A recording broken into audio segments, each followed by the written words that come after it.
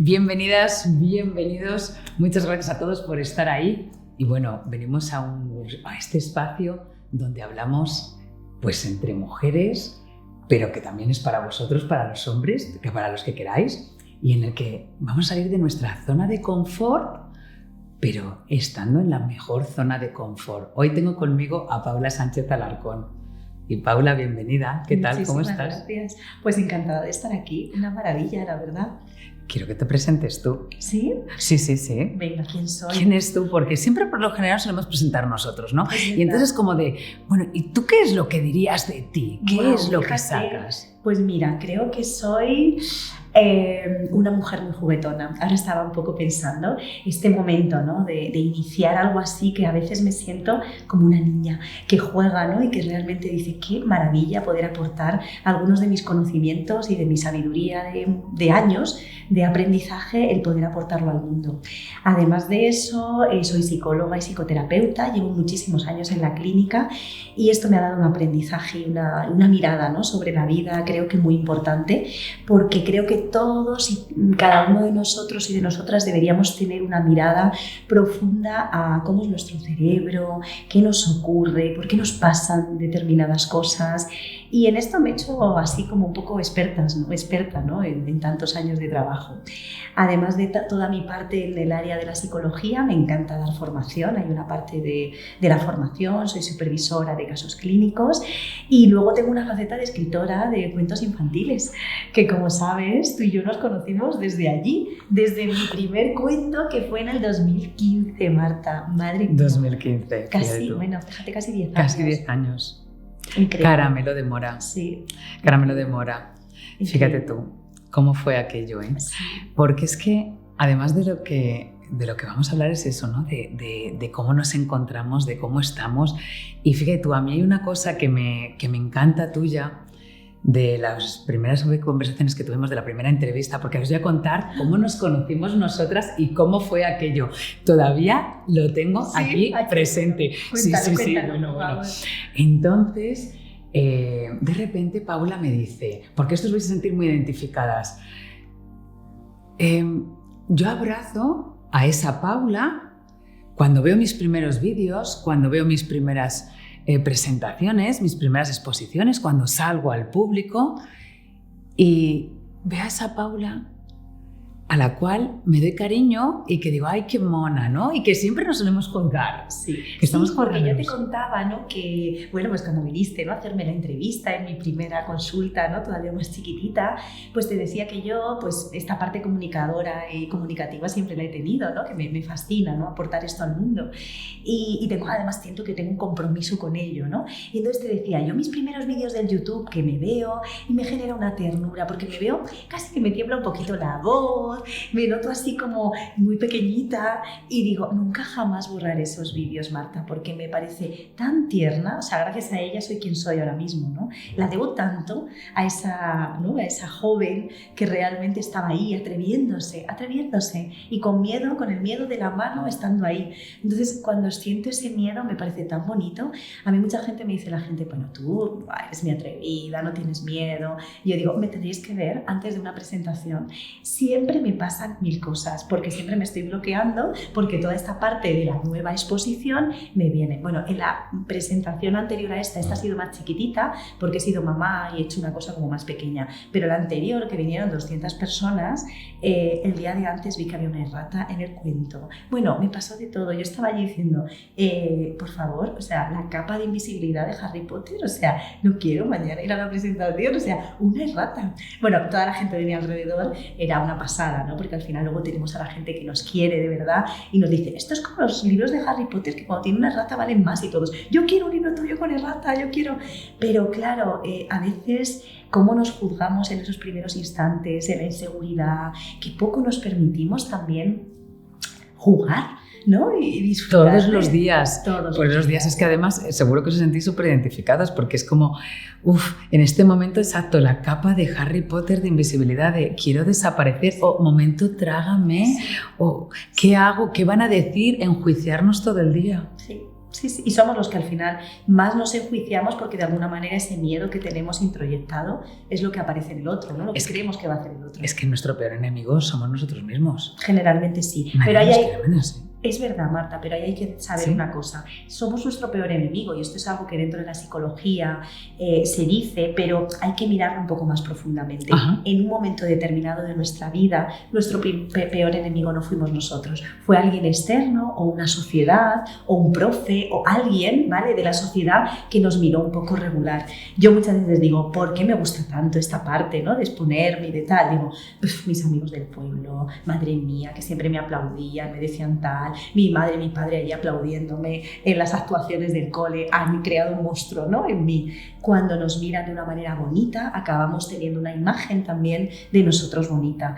No siempre hemos tenido esas imágenes y no solo nuestras figuras de apego más centrales, que serían nuestra madre y nuestro padre. Hay momentos en los que incluso en todo el ámbito educativo, como hay profesores que, ¿no?, que vienen de el logro, que hay que estar en el logro, que hay que hacer las cosas bien. No se valora el disfrute en los niños, ¿no? Se valora el logro. Yo muchas veces les digo a las personas, ¿no?, cuando los niños son pequeños y se suben a un columpio, ¿no?, están muy altos y le dicen a mamá, mira mamá, normalmente nuestra tendencia natural es decirle, ¡oh, qué bien! Claro, en realidad eso es estar centrado en el logro y lo que tendríamos que decir en lugar de qué bien es decirle, wow, veo que estás disfrutando mucho, veo que quieres compartir tu valentía conmigo, pero decirle que muy bien es como que de alguna manera estamos diciendo súbete mañana a un árbol más alto, ¿no? Pero en realidad no está hablando de lo que realmente el niño nos muestra o lo que nosotros estamos viendo. Entonces todo eso va generando que estemos todo el rato pensando en que tenemos que hacerlo bien, que tenemos que hacer algo para no sé quién, ¿vale? O qué miedo, ¿no?, enfrentarnos a la exposición. Logros, miedo y pensamientos debilitadores. En el fondo es lo que estamos hablando, porque estamos hablando de logro, pero estamos hablando también estás hablando del entorno y de cómo realmente el entorno te puede o elevar o de repente quedarte y hacerte que no puedas.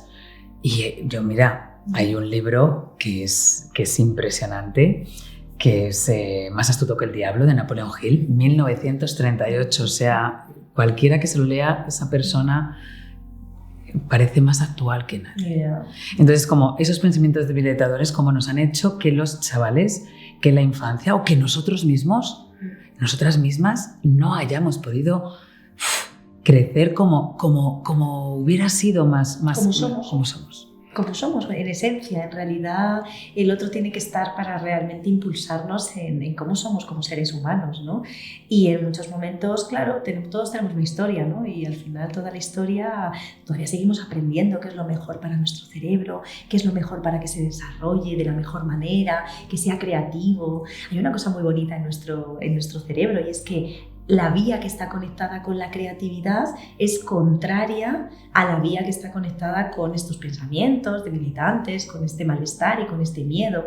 Es como que si fuesen opuestas. Estamos sintiendo este modo creativo, transformador, transmutador. Todo esto está en contrario con lo otro. Así que si estamos en creatividad, no estamos en miedo. Claro, pues por eso al final hay que potenciar. Yo que estoy todos los días meditando y como bien sabes que soy instituto de meditación, pues para potenciar lo que es la parte sacallosa, que se vaya iluminando esas partes del cerebro y que conecten la izquierda con la derecha para que esa creatividad, esa intuición, eso que somos nosotros, ese gusiluz.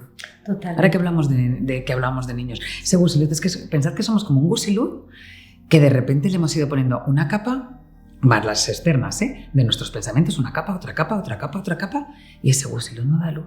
Total. Entonces tenemos que ir en plan a quitar capas, en plan cebolla. Totalmente. Y es muy bonito porque en muchos momentos en esto que tú estás mostrando, ¿no?, de quitar esas capas, especialmente somos una luz, es como el amor, ¿no? Es como somos amor puro, ¿no? Es un bebé en el que ¿qué nos genera viendo una criatura humana, ¿no?, que nos mira con esa carita y con esos ojos? Es luz, ¿no? Es amor. Es cierto, venimos de ahí, somos mamíferos que venimos de esto y todas esas capas debemos tener mucho cuidado con ellas porque en general lo que sentimos es hay que quitarlas, ¿no? O sea, hay que... Ajá. A veces tenemos un afán así un poco de luchadoras, ¿no? Con esta parte de nosotros como tengo que quitarme los miedos o tengo que quitarme y sí, mi manera de verlo es, ¿podemos mirar esto de una manera más bella? Aceptación. Podemos mirar, ¿no? Estas capas y decir, qué bien, ¿no? Que hayamos tenido o que tengamos miedo a exponernos. ¿Por qué puede ser bueno el miedo a exponerse? Porque si en un momento determinado yo tuve miedo a exponerme y realmente alguien me dañó con esto, yo estoy evitando de una manera natural que vuelva a ocurrirme. Por lo tanto, supervivencia, sabiduría profunda, ¿no? Es como el ojo cuando se mete una piedrecita que efectivamente llora, se tiene que cerrar.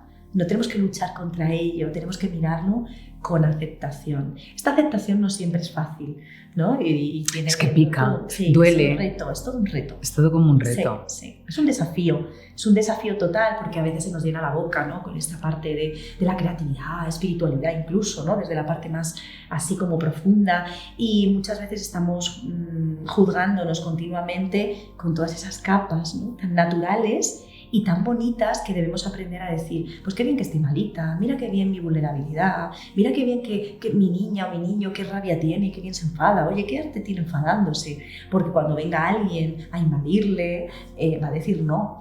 Está claro, sabe hacerlo, ahora tenemos que canalizarlo, pero para eso debemos poner esa parte de esa meditación, debemos poner conciencia. Si ese gusilud, ¿no? Esa luz está tapada de millones de capas, lo que tenemos que construir es una capa más grande o una parte más grande de nosotros que observe todas ellas, claro. No que solo observe la luz, no. Como están ahora viéndonos a nosotros, es como que estás en un espectador, estáis viendo, y entonces tú vas observando, exacto, y que no te dejes llevar por ellos. Y sobre todo lo bonito que es que puedan ver nuestras partes pues más de sombra, ¿no? Y las partes más difíciles. Es que eso de las redes donde parece que todo es perfecto, eso es. Que nos lleva a esa perfección, ya que parece que mostramos solamente la cara A y tenemos una cara B. Sobre todo que solo con esa cara B, mirándola, amándola o mirándola lo maravilloso que es o la belleza que tiene, solo de ese modo podemos integrarnos y transformarnos, porque es como el hemisferio derecho e izquierdo, no podemos decir, a mí solo dame lo izquierdo, ¿no? Lo racional, lo que entiendo, pero estas partes que no puedo controlar, que son demasiado expansivas, no me las des. No podemos coger el globo terráqueo, ¿no? Cortarlo por la mitad y decir, a mí solo dame lo bueno. No, lo malo tiene toda una trascendencia, tiene algo realmente transformador. Pero es que además, fíjate tú, yo no digo que sea malo, yo digo que en lugar de hay cosas agradables y menos agradables. Antes decía bueno y malo, luego acabó siendo agradable y desagradable, y ahora es agradable y menos agradable. Sí, eso es. Porque en el fondo, fíjate tú, que llegas y cambias en tu vida, te pasan un montón de cosas y es como...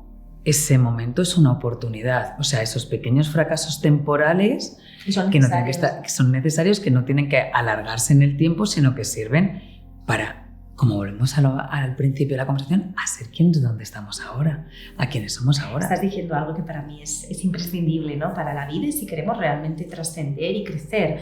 Claro, podemos crecer en pequeñito, cuando vamos creciendo en pequeñito, pues bueno, los desafíos pequeños nos llevan a evolucionar, es ok.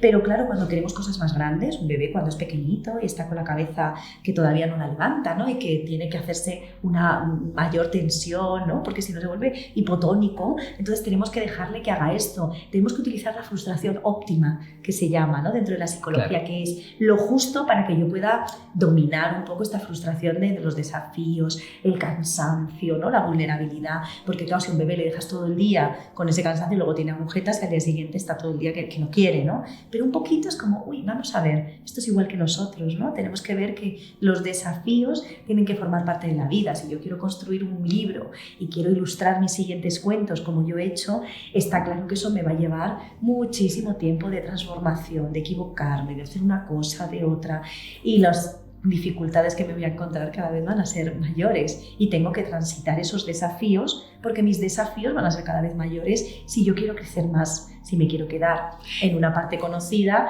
pues ya sabemos los desafíos, se me va a quemar la comida, yo qué sé, en fin, pues las cosas así de la vida que son naturales, pero no voy a tener una errata, ¿no? En un cuento que van a ver 200 personas al día siguiente, que bueno, ya, ¿no? Ya se nos mueve un poquito más, ¿no? El sistema, ¿no? Pero que forma parte, ¿no? Incluso las cosas malas es como...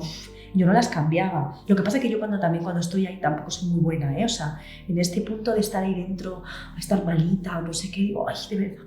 Yo sé que luego me va a llevar a lugares mejores, pero ay, qué cansado. Claro, entonces es como, pero he seguido haciendo mis rutinas, he seguido haciendo mis hábitos, porque si no, esos pensamientos te van comiendo y lo que hacemos es muchísimo más lioso. Y al final, por lo que tú dices, necesitamos pasar esas pruebas para crecer, que aunque no lo parezca, que dices, oh, pues sí, y esto yo lo tengo superado porque me viene otra prueba más complicada. Y es el camino, es el proceso. Es la vida al final, ¿no? Es como, claro, queremos que no haya determinadas cosas. Ese camino es así. A mí me pasa mucho también en mi centro, ¿no? Yo tengo un centro de psicología y pues de esto que vas creciendo y a veces digo, esto va más rápido de lo que yo puedo. Ya tenemos 12 personas dentro del centro y claro, todo esto también es todo un reto porque yo he ido aprendiendo. O sea, no me ha enseñado nadie, ¿no? Vas aprendiendo con el camino. Y a veces dices, madre mía, claro, yo al principio esto lo llevaba un poco peor, pero ahora las dificultades y los desafíos, digo, pero si es que esto es así, ¿para qué me voy a...? Claro. O sea, te curtes también en esto, pero para eso hay que estar en la vida, ¿no? Hay que hacer un poco de callo. Es que además es como una satisfacción que dices, jo, es que es un sufrimiento. No es un sufrimiento, es que al final es algo que tenemos que transformar y entender que es... primero, que esos sentimientos no se nos vayan a la cabeza, porque una emoción realmente dura 90 segundos en el cerebro. Eso, o sea, fijaos lo que nos liamos con las emociones. Total. Porque las dejamos ahí, que vayan cogiendo bola, van cogiendo importancia y se convierte en un sentimiento y entonces ya te ha destrozado el día.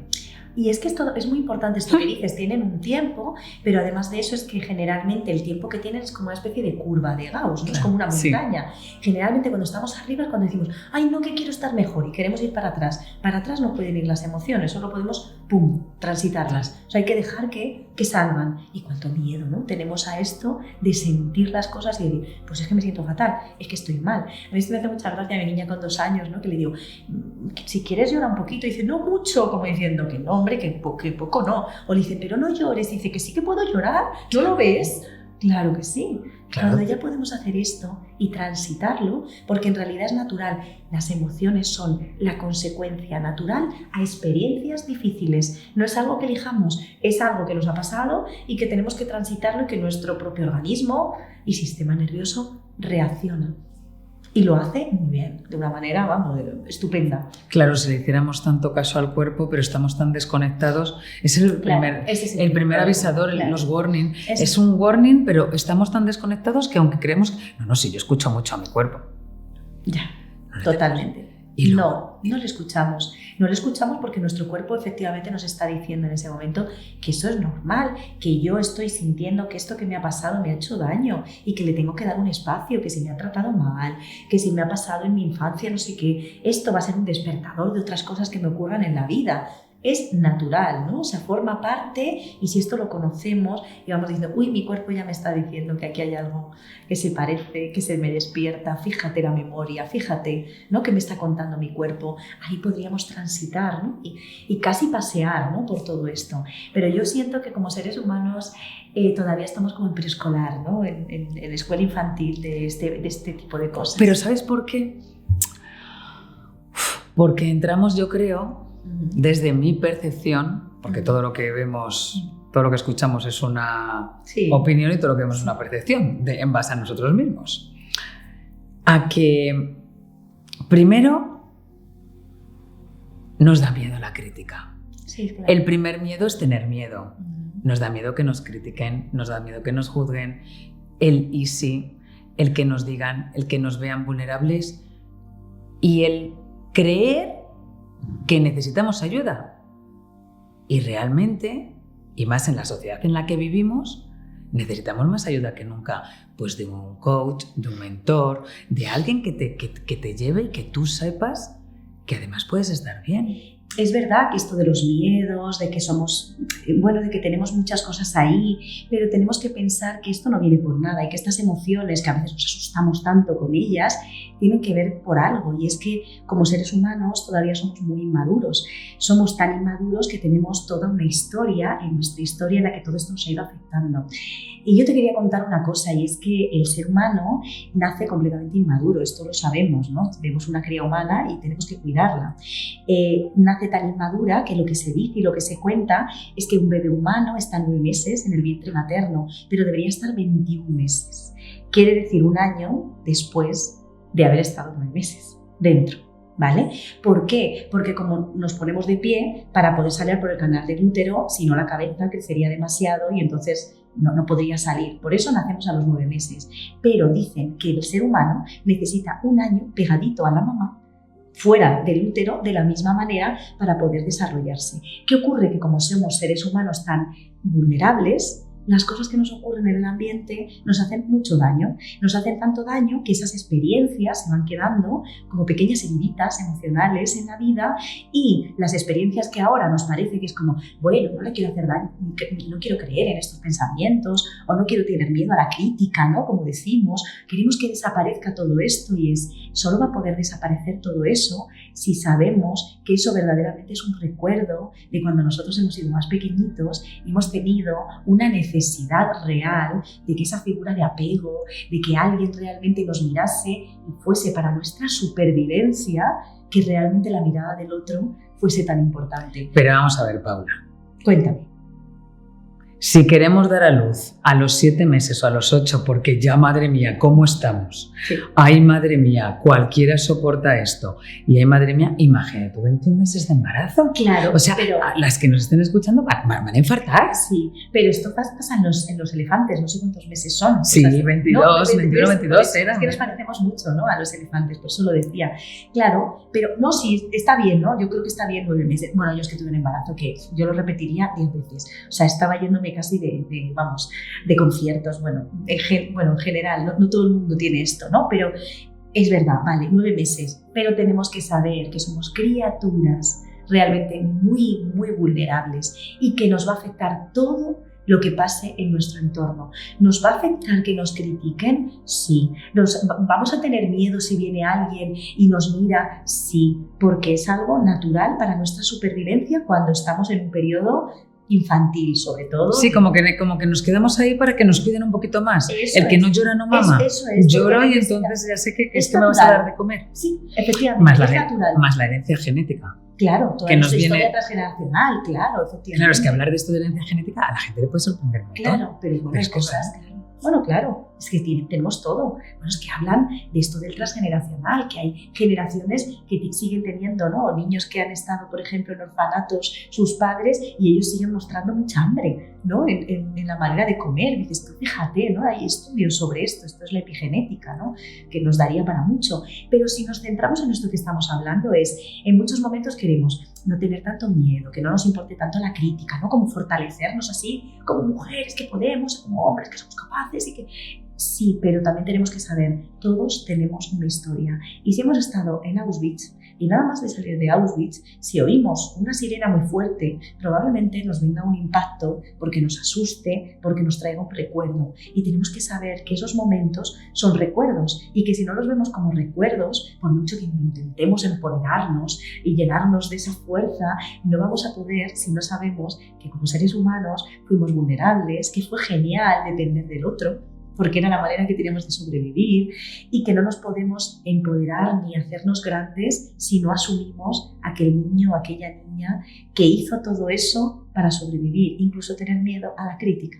No sé si me explico. Sí, pero fíjate tú, realmente los bebés y los niños es como que venimos todos como un huevo Kinder, ¿no? Porque claro, tiene una sorpresa y cada uno tiene una sorpresa diferente, ¿no? Pero como que vienes en estado puro. Y son las cosas que nos van influyendo del entorno, de lo que es del exterior, las que nos van construyendo todo ese carácter, todos esos miedos, todas esas incertidumbres. Y da igual, incluso de lo que son desde nuestros amigos, yo ahora lo veo yo en mi casa puedo estar diciendo todo el día, venga cariño, ¿cómo estás? Ganando. Pensamiento positivo, no sé qué, vamos a ir, que tengas capacidad de poder hacer lo que tú quieras creer, ¿no? Un poco a lo Barbie, que era el leitmotiv que quiso sacar cuando se creó esa muñeca, que luego Mattel no supo, yo creo, que llevar también lo que es el claim, lo que es esa historia, y luego se fue dando cuenta que, ostras, que no, que es que Barbie podía hacer muchas cosas, ¿no? Pero al final, por mucho que tú le dejes que crezca, que pueda desarrollarse plenamente, porque ahora vamos a hablar de otra cosa. De una cosa que me has comentado antes, que me ha impactado mucho y que cada vez hay más. tú la estás empoderar, que es que ya tampoco es la palabra empoderar, ya me parece que se ha puesto tan de moda que es un poco rollo, ¿eh? Sí, ya pero que digas, oye, ¿qué puede hacer, no? A tu hijo o a tu hija, es que da igual, que seas capaz, ¿no? Y de repente vienen los de fuera, el entorno de fuera, y ya te ha roto lo que tú esperas. Bueno, yo tengo experiencias de esto que tú dices, de profesores o de dentro del sistema educativo, que de repente un profesor con mucha historia de trauma, con sus historias, claro, pero que de repente dices, wow, o sea, le ha dicho un mensaje que ha lapidado, ¿no?, a un niño, y dices que mi profesor de tal, porque claro, un profesor en ese momento se convierte en la figura de apego, o sea, no saben los profesores en positivo y en negativo lo que hacen de bien y de mal, ¿no? O sea, porque hay profesores que yo admiro a la profesora, ¿no?, al profesorado, pero todo lo bueno y todo lo malo, lo que dices tú, si ven a tu hija y son capaces de verles, a mí me han llegado a veces niños a la consulta y de repente me dicen, ay, es que tiene que aprender a no mandar tanto con sus amigas porque es muy mandona, y yo le digo, pues no, es que esta niña lo que tiene que hacer es liderar. Se quedan alucinados los padres y es como, claro, porque en el cole lo que le ha dicho el profe es que siempre tiene que ser lo que ella quiere. Es como, es una niña líder y tendrá que ser líder y tendremos que canalizar eso del mejor modo posible. ¿Eso quiere decir que lo puede hacer bien? Claro que sí, pero si a un niño no le enseñas, eso está tan puro, tan primitivo, tan animal, que sale como sale con un niño, que parece que quiere hacer todo, ¿sabes? Que se haga siempre lo que uno quiere. Claro, es que ya estamos hablando, bueno, es que estamos hablando de muchos millones. Sistema de educación, claro, es que al final no es un sistema de educación, es que es un sistema, es que es un problema de aplicación. Primero que estamos en el siglo XXI y estamos enseñando como en el siglo XX. Totalmente. O sea, yo llevo mentorizando a chavales que han venido a trabajar desde que tengo 22 años y me decían, bueno, he aprendido más contigo en 2 días o en una semana que lo que me han enseñado en la facultad. Esto no puede ser. Es que quizá no lo tenemos que hacer mirar, ¿no? Hombre, y esto en psicología pasa muchísimo también. Entonces vas viendo cosas que dices, ¿qué está pasando con esa Bueno, cosa? pues que el sistema educativo va muchísimo más lento que el ser humano. Y además, ¿sabes lo que pasa? Que yo nunca les preguntaba qué sabían hacer, porque ya parecía que venían a estar aquí. Entonces, claro, mis entrevistas eran muy raras de trabajo porque no era, ¿usted sabe cuántos países están en la Unión Europea y quiénes no sé qué? Ya partes de que hay cosas que no van a saber. O sabes escribir un párrafo y tal. No. ¿Quién eres tú? ¿Qué es lo que te gusta? ¿Qué es lo que no te gusta? Y tal. Y a partir de esas habilidades, de esas herramientas, de repente sacar lo mejor de ellos. Y luego me han mandado cartas, me han hecho regalos y tal, diciéndome, me has ayudado a sacar lo que soy. Lo que no sabía que podía ser, porque me han estado diciendo todo el día en clase que no podía. Y me han estado diciendo que yo no sé qué. Y de llorar. Fíjate. Entonces, claro, fíjate tú, esto yo lo hablo desde mi experiencia. Tú imagínate que tú eres la psicóloga. No, pero esto lo hablas en una parte de estar mentorizando, enseñando desde tu profesión. Imagínate lo que puede hacer un profesor y un docente desde los 1 año hasta la universidad. Entonces, claro, la mano que mece la cuna mueve el mundo. Claro, entonces ahí diríamos, ¿y qué hacemos? ¿O cómo hacemos esto? Porque claro, como padres te ves un poco, ahí nos tenemos que empoderar como seres humanos. Y si vemos algo que no cuadra y que no va, hay que decirlo. Da igual que sea un profesor, da igual que sea un jefe, da igual que sea el más grande, ¿no? O sea, yo he tenido con jefes que les he dicho, mira, yo estoy aquí para ayudaros con la resolución de conflictos con los niños y tú estás tratándome mal a mí, a los profesores, entonces no puede ser. Y entonces, claro, sí, ya, pero es que yo estoy muy mal. Y yo, bueno, luego sí que estoy contigo como psicóloga, ¿no? Pero vamos a ver, porque claro, yo te tengo que decir esto. Me da igual que yo soy una técnico, efectivamente, soy la psicóloga del centro y tú eres el director, pero esto no puede ser, ¿no? Yo lo tengo que decir y yo tengo que hablar sobre esto, porque si no los niños, si estamos haciendo esto en toda la faceta más adulta, ¿qué ocurre o qué transmitimos a los niños? Yo no puedo decir a los niños que hagan lo que yo no hago. Claro. ¿No? Eso lo hizo Gandhi. Claro, es que... Claro, que Gandhi estaba un día y llega una mujer con su hijo, habían ido andando, para los que no lo sepáis. Sí. Pues había ido andando la mujer con el niño porque el niño tenía un problema que metía todos los días el dedo en el azúcar y tal, y dijo, bueno, pues voy a enseñar, voy allí a que directamente me dé la receta, la fórmula. Y cuando llega allí, ¿qué se encuentra? Pues que de repente le dice, perfecto, muy bien, venga la semana que viene. Y claro, la mujer se queda como de, perdona, que estoy aquí, que me he hecho todos estos kilómetros que he hecho tal, y me mandas a mi casa. Y vuelve la semana siguiente y le dice, sigue tú. Sí. No, sigue. Dice, ¿qué es lo que pasaba? Entonces ya le cuenta otra vez lo mismo y dice, no metas el dedo en el azucarero. Y entonces, claro, la mujer se queda así de, pero me está diciendo que me ha hecho venir una semana después a contarme esto cuando me lo podía haber dicho la semana pasada. Ya, pero es que si yo no lo hacía, no podía decírselo al niño que se lo estoy diciendo. Y así fue. Fíjate cómo es la sabiduría esta. Esta es la sabiduría de la vida, ¿no? ¿Cómo es la sabiduría de la vida? Claro, tenemos que hacerlo desde nosotros, ¿no? Bueno, desde esa experiencia. Y es que ahora tenemos para hablar dos cosas. Una, el School Home, que me estabas contando que te has planteado. Bueno, que yo, claro, yo como... Pero hay mucha gente, ¿eh? Y sí, que expliquemos lo que es. Poco, exactamente. ¿no? Me planteo esta parte del homeschooling, del unschooling. Me lo planteo, claro, cuando uno sabe tanto de educación, sabe tanto del ser humano, pues uno se plantea, claro, con todo lo que podemos dar realmente, ¿no? A la infancia en un momento determinado, que esto está tan plástico, tenemos que seleccionar muy bien qué cae ahí, ¿no? Y qué damos y qué impulsamos o cómo podemos desarrollar esa semilla para que sea la semilla que sea, la que mejor sea. Hay un cuento que me gusta mucho que habla, no sé si lo conoces, el de cómo crecer, que habla de un señor que de repente va a un jardín y ve que está todo mustio y sombrío y de repente dice, ¿pero qué pasa aquí? Que todo está tan mustio y sombrío. Y de repente escucha al roble y dice, yo quiero ser tan fuerte y o sea, tan alto como el pino. Y dice, vaya hombre, y escucha al pino decir, yo quiero oler tan bien como la rosa. Y la rosa, yo quiero ser tan fuerte como el roble. Y, ¿pero qué pasa aquí? Total, que ve de repente en el jardín una fresia, una flor que huele espectacular, no sé si la conocéis, pero si no, buscadla, es mi flor preferida. Y de repente ve una fresia floreciendo y más increíble que nunca. Dice, pero bueno, fresia, ¿tú qué haces así en este jardín tan mustio y sombrío? ¿Cómo estás pudiendo florecer así? Dice, porque cuando me plantaste, supe que querías fresias y he decidido hacer fresia de la mejor manera que sé. Si queremos hacer eso en nuestros niños, que sean la semilla que sean, claro, yo me planteo, no todos los profesores tienen esta mirada, no todos los centros educativos, ¿no? Hay gente que sí, pero en general todavía no lo tenemos. Entonces, claro, yo estoy ahora investigando mucho en todo esto del homeschooling, del unschooling, en realidad hacer una escolarización, diferente, ¿no? Y con una mirada en la que lo hacen los padres, no solo lo hacen los padres, ¿vale? Se hace por redes, ¿no? Y hay muchas más cosas, pero he investigado mucho sobre esto porque muchas veces sentimos que no hay más posibilidad, que solo tenemos que hacer las cosas de una manera y para mí es como ser coherente conmigo, ¿no? Por lo menos pensarme qué quiero hacer. Si decido un sistema como sea, lo decido de verdad, pero muchas veces pensamos, ya, pero a mí cuando les digo esto a la gente se vuelve un poco como, pero Paola, pero esto es una locura, pero esto está prohibido, pero si esto es ilegal, pero si esto...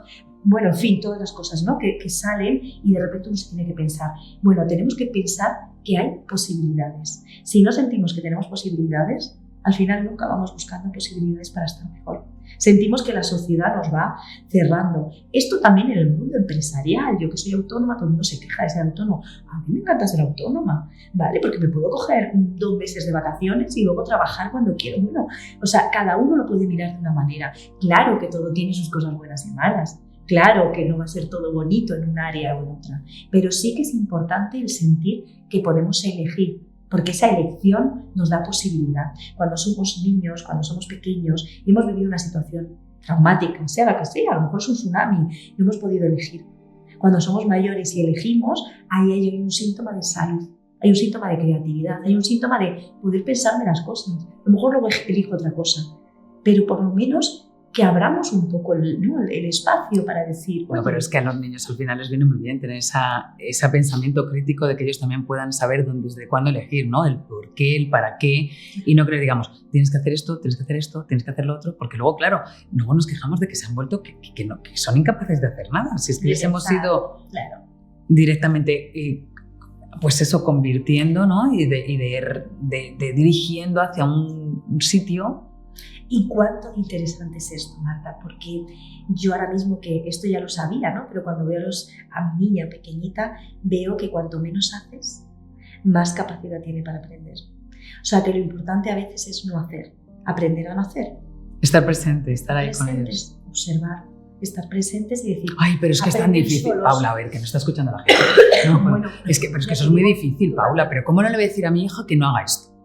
¿Cómo le voy a decir que, uy, cuidado que te vas a quemar? Uy, que tienes que estudiar. Uy, ¿qué tal? Totalmente. Es complicadísimo también con nosotros mismos, pero es la observación. Obsérvate. mírate, nota qué ocurre, nota qué pasa, no intervengas, porque estamos todo el rato interviniendo porque tenemos unos patrones, unos automatismos, una manera, ¿no?, de intervenir antigua. Vamos a ver qué pasa ahí, ¿no? Vamos a intentar observar y decir, wow, si tú observas un niño en el parque, y esto lo he visto, si voy yo con mi niña al parque, es capaz de subirse, de tirarse el tobogán al año, y si va con otra persona, de repente le pide la mano, le dice que no sé qué, y dices, wow, ¿qué pasa aquí? Cuánto los aprendizajes son también según creamos y miremos al otro. Pues fíjate tú, yo un día estoy en el cole y llego y le pregunto a un profesor, ¿qué tal? ¿Cómo estás? ¿Qué tal todo? O algo así, o ¿qué tal? Me dice, bien, tu hija se nota que es hija única.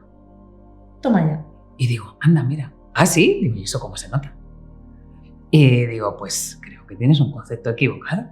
Digo, porque si mi hija se va al parque y se va contigo, mi hija no va a venir a preguntarme a mí.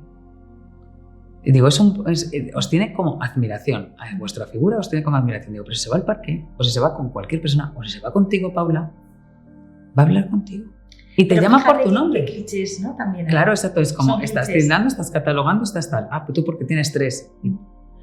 Yo no estoy haciéndome mi impresión. Pero qué importante es poder decir, puede que un profesor nos diga algo muy interesante y nos abrimos a lo que nos pueda decir, pero puede que ese profesor no nos esté diciendo nada interesante de nuestro hijo y le tengamos que decir no. Tenemos que saber que como acompañantes, ¿no?, de nuestros hijos, tenemos que saber cuando algo aporta y cuando algo hay que decir, no, esto no es así, quizá lo estás mirando mal. Y esto a veces como padres viene una parte de, bueno, tengo que abrirme, ¿no?, todo el rato a lo que me pueda decir un profesor.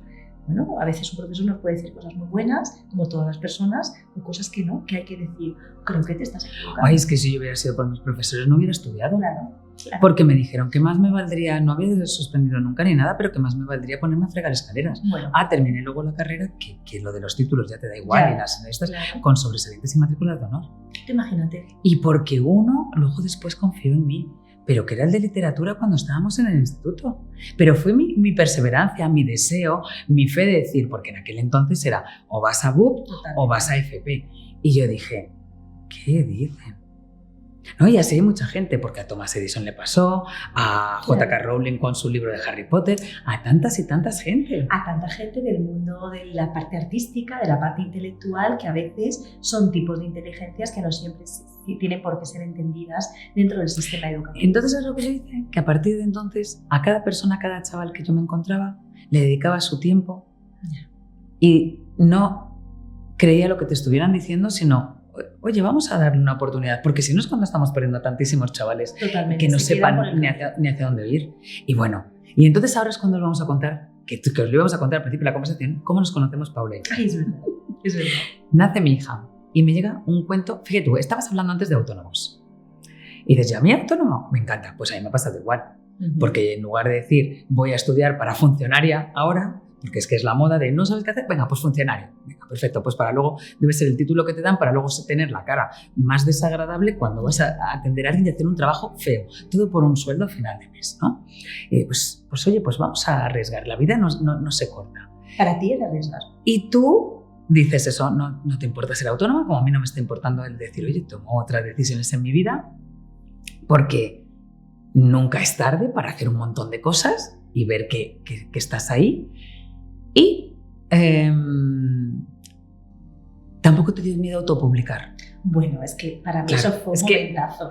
Fue un momentazo porque bueno, es que... A ver, yo tengo mucha pasión y mucha ilusión, entonces esto a mí es algo que me tira y entonces, claro, yo no veo nunca un problema cuando tengo un deseo. O sea, yo los deseos y los sueños los cumplo, o sea, con mirarlos los tengo ahí y ya no tengo que hacer mi mapa de los deseos, como digo. Yo de repente dije, wow, hay cuentos un cuento que cuento a los niños, El caramelo de mora, y de repente los niños me dicen, ¿puedo usarlo en el cole? Pues yo trabajaba de psicóloga en un cole, estuve 7 años trabajando de psicóloga en un cole, y entonces dije, yo tengo que hacer algo con este cuento. Total, que hablé con una amiga, yo en ese momento lo ilustraba, hablé con una amiga que si me lo podía ilustrar, tal, y digo, esto tengo que hacer algo. Les digo, voy a buscar tal, y digo, pues esto es buenísimo. Yo dije, es que esto es muy bonito y es que tiene una metáfora y una profundidad. Porque ahora se autopublica más, pero es que en ese entonces cuando te pones, o sea, además... Sí, pues venga, os voy a contar. Entonces, de repente a mí me llega Caramelo de Mora, lo típico de una mamá que te habla por otra, por no sé qué, por no sé cuántos. Bueno, en aquel entonces también éramos muy pocas con lo de la inteligencia emocional y todas esas cosas, y lo de ver a ver qué libros estaban así chulos. Y me llega un cuento espectacular que cuando yo lo leo me pongo a investigar quién lo ha escrito, dónde está escrito y busco su teléfono para decirle, quiero hacerte una entrevista. Iba yo en el coche, nunca se me olvidará, por la T4, iba por la carretera, llegando al aeropuerto, de un caramelo. Es que el cuento es tan bonito porque no vale para niños solamente, es que vale para ti, para cualquier persona que lo lea. De cómo un caramelo de mora tiene un amigo que es caramelo de fresa. Ay, pero ¿cuentas tú? Bueno, puedo contarlo yo. Sí, cuéntalo tú. Es un cuento que está trabajando el tema de sentirse elegido, ¿no? Cuando no nos sentimos elegidos. Entonces, claro, es un caramelo de mora que de repente tiene un amigo que le encanta, es su amigo caramelo de fresa.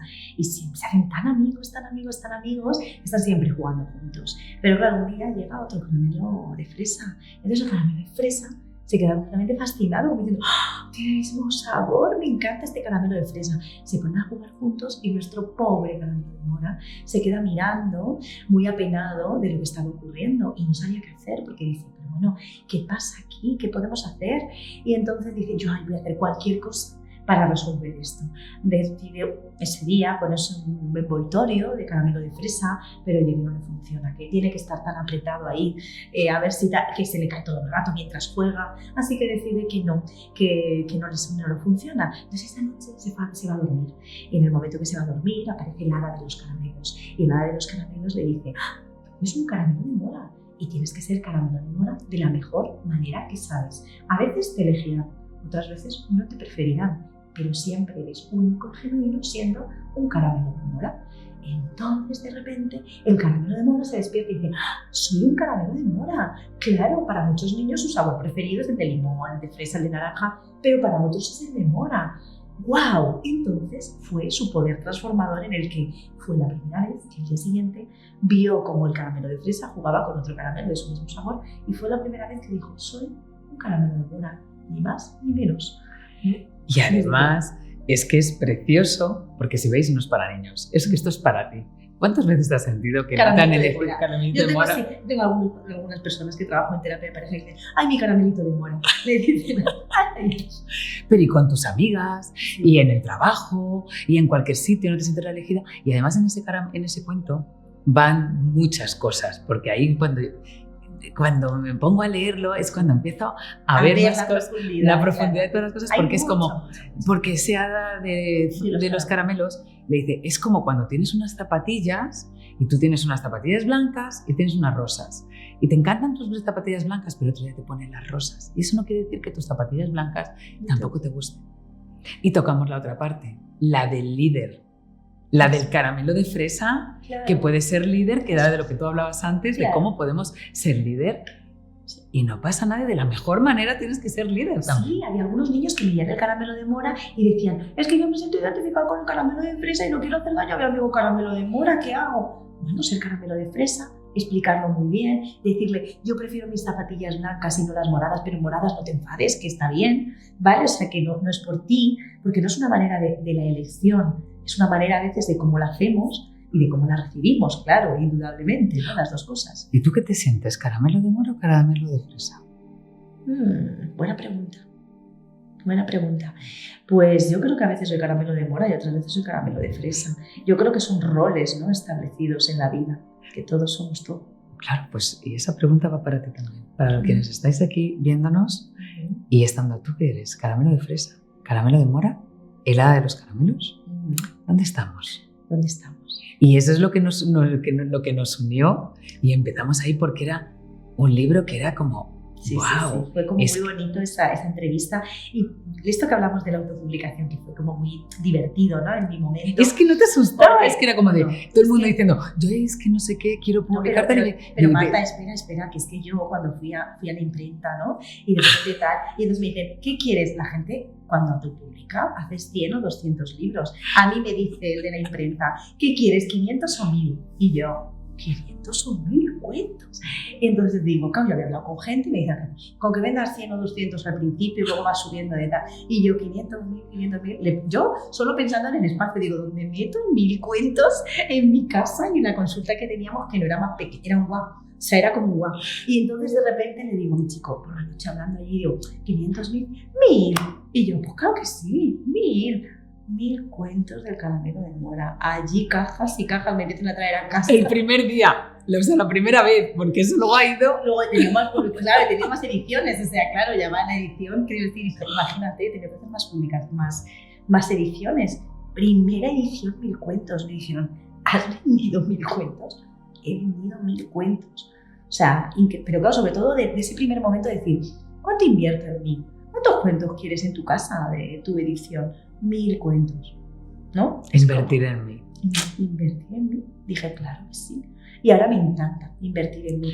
De hecho, hay alguna editorial que se ha puesto en contacto conmigo, ¿no? Y me ha preguntado, y no quiero, ¿no? Es como, es algo muy mío. Claro, porque es me que apetece tener mi editorial. Después del Caramelo de Mora, claro, vino el Paraguas de Mímulo, luego vino Un Puente hacia la Paz, que ese es brutal, yo lo he hecho también hasta con gente mayor, ¿eh? Sí, esa situación de mediación, y luego Mi Monstruita. Mi Monstruita y yo, que acaba de salir ahora mismo, en enero. Pero quedándonos en Caramelo de Mora, en aquella época, cuando tú haces este cuento, que estábamos hablando de cuando nos sentimos o nos han hecho sentir que de pequeños no valíamos, o que si te ocurre con tu hijo tal, cómo tú de repente solo estás implementando, lo llevas a los colegios y ahí te encuentras a chavales que están completamente, que os puede pasar, que dices, oye, tengo a mi hija, a mi hijo, que no me hago con él, pero para nada, ya no sé ni qué hacer, y cómo de repente creas un sistema que luego se ha implementado en muchísimos sitios, sí, de cómo rescatar a esos supuestos chavales que no van a estudiar y que, a percepción del entorno, no cataloguemos, digamos, ya ni profesores ni padres, no vales, ¿no? Claro, es que para mí esto ha sido precioso, porque me han escrito de un montón de sitios para decirme, es que este cuento, es que me ha cambiado la vida, es que, o sea, que estas cosas.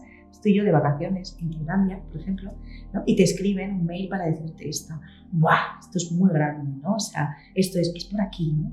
El camino está claro que es este, ¿no? Si yo puedo aportar esto al mundo, qué gratificante. Es que es ayudar, es servir, operar desde el amor, desde donde estamos. Estar al servicio de... Y entonces creas, inventas... Así creo un sistema de donde escuelas sin conflictos. Escuelas sin conflictos, donde hay unos chavales que ahora son pues esos mediadores que se convierten en el protagonista, en lugar de ser el protagonista de todos los conflictos y de las que las lían, para que hablemos en plata, ¿no? Las que las lían parda en casa, en clase, y que siempre te están llamando, los profesores o lo que sea, o cualquier persona, que tú no te haces con tu hijo, y se convierten en alumnos ayudantes o alumnos mediadores. Esto fue muy interesante porque yo me encontré que después del Caramelo de Mora, pues me encuentro que en los coles, o sea, que me llaman todo el rato los niños para contarme qué son las cosas que más nos afectan, las relaciones interpersonales, de qué hemos estado hablando antes, qué nos afecta para ser los seres humanos que somos, cómo nos han mirado, cómo nos han visto, cómo es, ¿no? Ese diálogo. Y entonces, claro, aparece el paraguas de Mímulo, porque de repente empieza a ver que en los sistemas educativos, pero ni en las empresas, ni en ningún sitio, se sabe cómo resolver conflictos. Y claro, yo voy preguntando a los profesores, oye, ¿a ti te han enseñado a resolver conflictos? No. Y a los psicólogos. Es que no tienen herramientas. Claro, yo digo, wow, aquí hay que hacer algo. Entonces empiezo a pensar 3 claves básicas para resolver conflictos. Entonces empiezo a llevar esto, además de implementarlo en mi colegio, lo hago en el cole, enseño a niños y de alguna manera pues aprenden a hacer mediaciones informales, que sería resolución de conflictos natural, y resolución de conflictos con un puente de mediación para que ellos puedan aprender a hacer realmente una mediación más formal cuando tenemos un conflicto, porque al final es que esto en la vida es natural que tengan conflictos, que levanten la mano, ¿no? Claro. Y tenemos que aprender a resolverlos. Entonces, desde ahí nacen los alumnos que se llaman Peacemaker, que son alumnos que a veces han tenido estos conflictos, pero también, Marta, a veces son esos niños que tienen una inteligencia interrelacional, que son niños que tienen una empatía fuera de lo común. Había en el grupo de Peacemaker, eran niños, tanto que podían ser de la élite de las relaciones y de la empatía, o niños que estaban todavía metidos en conflictos y que ahí estaban siendo Peacemaker, haciendo mediaciones con otros alumnos y siendo unos crack en mediación, pero de verdad unos crack. Tienes que ver a los niños cómo hacen mediaciones. Que no sabemos hacer los adultos ni Totalmente. Para nada. Totalmente. Así que esa fue un poco la trayectoria. Después de eso, pues vino mi monstruita y yo, porque es esto que hemos empezado a hablar al principio. Lo que has dicho tú de la luz, del gusiluz y de las capas, yo tengo mucho la sensación que los niños, cuando los niños tienen una conducta o una mala conducta, que diríamos que es nuestro monstruito interior, que la lía, que hace alguna, eso es un mecanismo de afrontamiento, es una manera en la que tiene el cerebro de protegerse de una situación difícil. ¿Cómo se protege? De una manera, cuando el cerebro se siente en peligro, reacciona de 3 maneras: o ataca, o huye, o se paraliza. O se bloquea. Sí, Es que es muy inteligente. Es muy inteligente, es muy inteligente. ¿Qué ocurre? La monstruita, imaginaos que ataca, que está moviéndose todo el rato, que está haciendo, ¿sí?, este movimiento. Generalmente lo juzgamos. Entonces el cuento lo que enseña es a mandarle amor, a mandar a estas capas, ¿vale?, ese amor necesario para que se transformen, para que se ablanden, para que se integren, para que esa monstruita, en lugar de estar apareciendo por lugares de nuestro cuerpo, realmente la abracemos. Y esto surgió en una sesión de terapia que yo tuve con una niña muy pequeña, era online además, y entonces era muy divertido porque decía la madre mía, online cuando todavía no teníamos pandemia, ni nada de esto, y esto apareció antes y de repente dije, y la niña ponía el pie por arriba, no sé qué. Y entonces empezamos a pintar una monstruita que había como dentro de ella, que no paraba y que siempre quería hacer cosas y divertirla. Y entonces empezamos a pintar la monstruita y cuando subía al pie le decía, un momento, que tienes la monstruita en el pie. Entonces decía, sí, está en el pie, espera, que la digo que pare. Y yo, no la diga que pare. A la monstruita hay que mandarle otra cosa. Y dices, ¿qué? Digo, hay que mandarle amor. Porque la monstruita solo quiere ayudarte, pero no sabe hacerlo de otra manera. Vale, empezaba a mandar amor. Decía, funciona, el pie se tranquiliza. Decía, funciona. Qué bonito. Dice, ya sé yo por qué tenía que hablar contigo. Decía la niña, era eso, que yo estaba haciéndolo al revés. Qué bonito, ¿no? Y lo hacemos continuamente con cualquier mecanismo de afrontamiento. Ya sea cuando estamos atacando, ya sea cuando estamos huyendo porque estamos atemorizados o cuando nos bloqueamos. Esas 3 experiencias son mecanismos de afrontamiento natural que tiene el cerebro para sobrevivir y que sale del sistema nervioso. Tenemos que aprender a mirarlo diciendo, wow, qué sabiduría.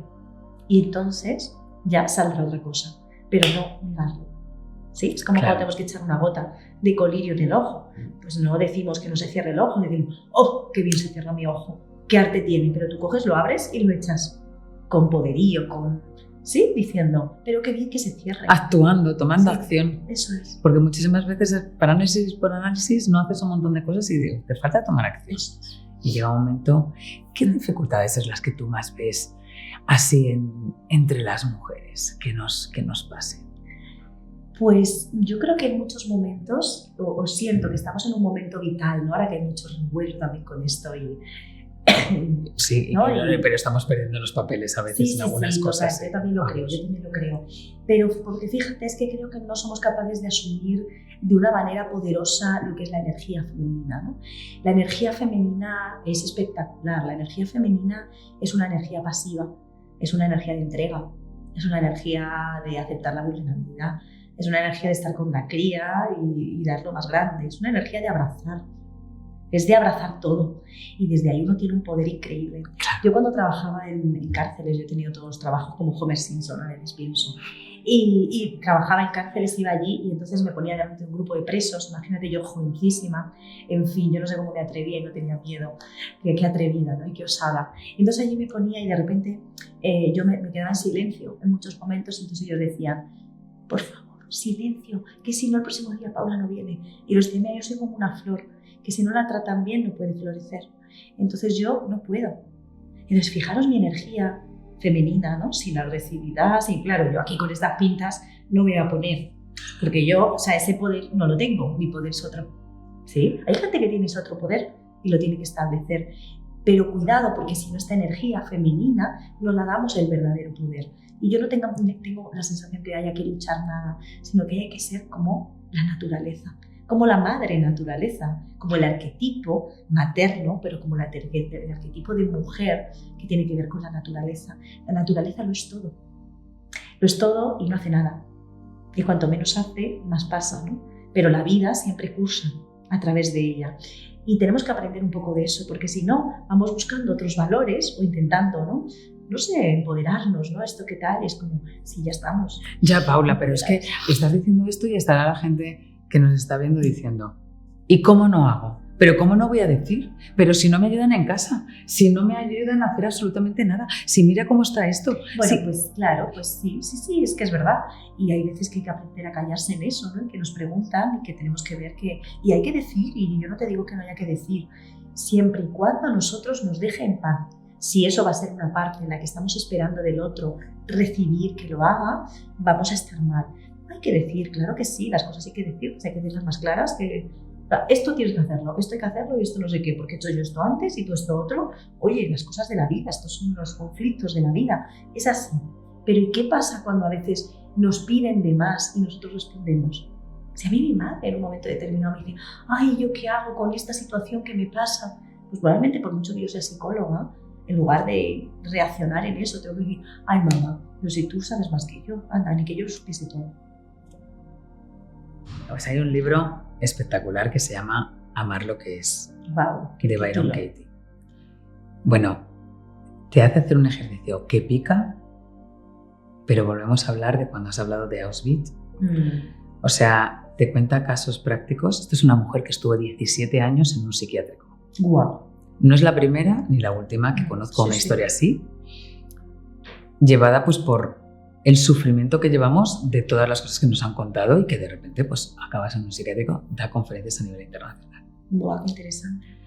Y entonces pues te habla de cómo pasamos las cosas una vez en la vida y sin embargo somos capaces de estarla repitiendo durante 40 años a lo largo de nuestra vida, todos los días. Esto es por lo que hemos empezado a hablar hoy. Efectivamente. Al final, sin darnos cuenta, entramos en ese automatismo, es una experiencia que tenemos, nuestro cerebro asume que eso es así y la repite, y entonces son 17 años, claro. 17 años viviendo una experiencia como nos vieron, como nos dijeron, y nos volvemos a encontrar con otra persona y yo me relaciono contigo como se relacionaron conmigo, inevitablemente. Y todo empezó porque me molestan los calcetines que nadie los guarda. Entonces, ¿por qué los calcetines que tienen que estar ahí guardados o no? ¿Cómo quitarle esa importancia? ¿Cómo gestionarlo de otra manera que no sabemos? Y esto nos lleva a tener tantos destrozos, a tantos sufrimientos a lo largo de nuestro día. Es que da igual desde que nos levantamos. Claro, pero ¿sabes qué pasa? Que al final constantemente. Ese calcetín no es el calcetín. Entonces muchas veces nos suponemos como que si fuese un calcetín y tenemos que mirarnos un poco más, ¿no? Claro, es que tú nunca es un calcetín solo, ¿no? Es qué pasa en la vida, cuánto espacio realmente tienes para ti, tu tiempo. No es un calcetín, eso está ahí, pero cuánto tiempo dedicas para ti, para cuidarte, para estar contigo, para ir a hacer las cosas que realmente quieres, no solo trabajar o hacer determinadas cosas, ¿no? Entonces el calcetín a veces puede ser, ¿no? La bomba. Claro, las actividades que nos alimentan el alma. Es que tú me has preguntado antes de que empezáramos, te veo fenomenal, te veo guapísima. Llevo un tiempo que todo el mundo me lo dice. Y fíjate tú, yo luego después me veo como tengo tantas ojeras siempre, pues que porque las tengo marcadas, pues digo, wow. Y ¿sabes lo que me preguntan ahora? ¿Tienes un amante? Cuando te dicen que tienes un amante, ya es que pues dices, me ven muy bien. Y entonces cuando dicen, qué guapa estás o qué bien te veo.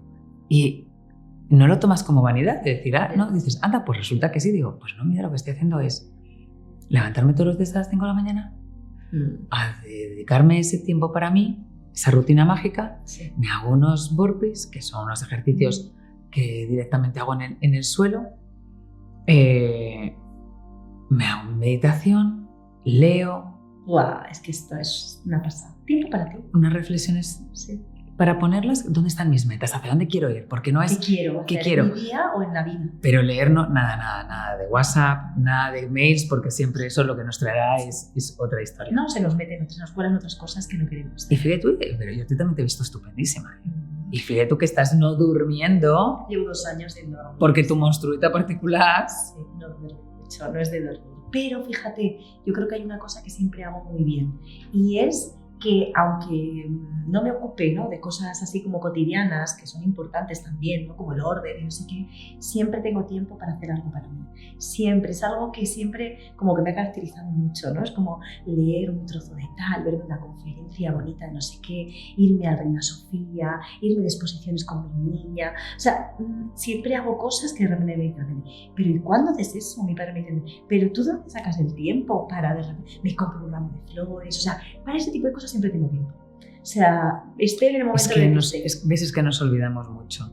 ¿Ves? Y te alimenta más un ramo de flores que a lo mejor irte de shopping, de compras por ahí. Pues a mí sí, a mí como me encantan las flores, pues yo me compro muchas flores y me las regalo a mí misma, que me hace mucha gracia porque el floristero me dice, ¿son para regalo? Digo, sí, para regalármelas a mí. Ay, pero yo muchas veces, aquí no me lo puedo creer. Tú sabes que cuando iba a algún sitio y iba a comprar algo, me dicen, ¿pero muevo para regalo? Y digo, sí. Para mí. Pero no, claro. Es que, ¿por qué no me voy a hacer un regalo? Claro, es para mí de regalo. Pues es que me apetece abrir y me apetece un regalo. Es un regalo. Nos regalamos esto, ¿no? Entonces, ¿cómo nos podemos regalar? Pero cosas que realmente nos impulsan, ¿no? Y nos llevan. Claro, que te llevan. Que te elevan. Que te elevan, y es que todo eso es importantísimo, ese nivel de frecuencia, esa vibración, porque entonces hace que puedas más cuando vas cada vez haciendo menos y haciéndote menos o castigándote más. Sí. Nos quedamos ahí y está ya peor. Totalmente. Oh, Paula, es que podríamos hablar tanto. Bueno, nos podríamos quedar aquí, eso estaba pensando que... ¡Guau! Pero os vamos a decir que os podéis dejarnos vuestros comentarios abajo, que os los vamos a contestar todos, cualquier duda, cualquier pregunta, cualquier cosa que de repente te hayas sentido identificada, que digas, anda, a mí me ha pasado esto, porque seguro que en esta conversación os habéis de haber sentido identificadas pues con muchas cosas, o a lo mejor con alguna, o a lo mejor con ninguna. Sí, efectivamente, a lo mejor cosas inspiran o a cosas no inspiran, al contrario. Así que nada, muchísimas gracias, Paula, por estar aquí. Muchísimas gracias, Marta. Ha sido este ratazo. Sí, muchísimas gracias a toda la producción, a todo el cariño, ¿no?, que he recibido. Gracias. Pues nada, gracias a ti también y gracias a todos vosotros, gracias a todas vosotras que estáis ahí y que cada día nos impulsáis a que vayamos siendo nuestra mejor versión, que es lo que tenemos que ser, nuestra mejor versión. ¿Para qué y por qué estamos aquí? No para que se nos pase la vida de un día para otro, sino ¿qué estoy haciendo hoy por mí? Vamos a salir con todo a ganar. Vamos a salir con todo a por todos. Todos empezamos desde Reset, cada día. Gracias, Marta.